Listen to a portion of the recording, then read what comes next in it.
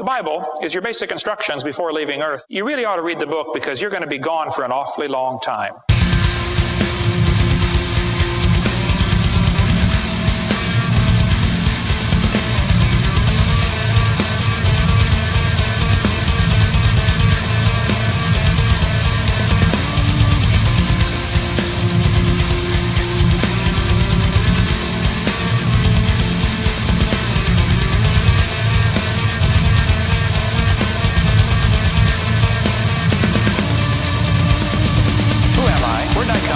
Why am I here, and where am I going when I die? But if the evolution theory is true, how would you answer the four great questions of life? Who am I, and what am I worth? Well, if evolution is true, you're nothing important. You're just a piece of protoplasm that washed upon the beach. You're not worth a thing. Actually, you're part of the problem, you see, because you are one of the polluters of the environment. And the more of you we can get rid of, the better. Well, if evolution is true, you came from a cosmic burp about 20 billion years ago. Well, if evolution is true, there's no purpose to life, so you might as well have fun. Where did I come from? Why am I here? What's the purpose of life? Where am I going when I die?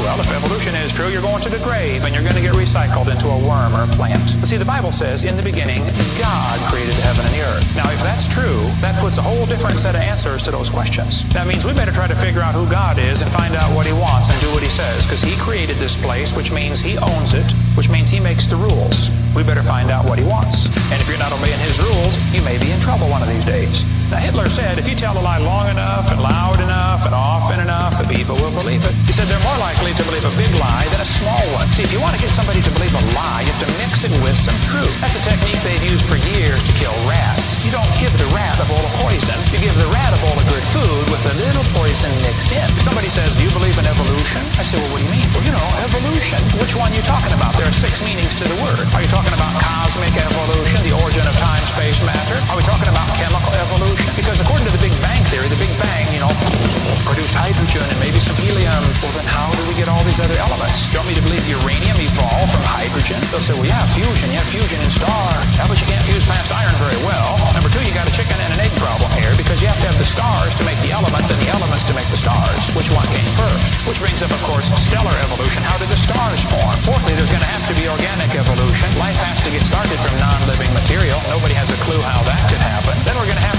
what's called macroevolution. That's where an animal changes to a different kind of animal. But nobody has ever seen a dog produce a non-dog. You may get a big dog or a little dog, but you're going to get a dog every time. And it could be that the dog, the wolf, and the coyote had a common ancestor. I wouldn't argue about that. They probably did. Lastly, we have what is called microevolution. This is changes within the kinds. Now, that one happens. I'll go along with number 6. I think animals can produce a whole variety of offspring. Long hair, long-legged, short-legged. But the first 5 are purely religious. It's not science. We never observe any of those.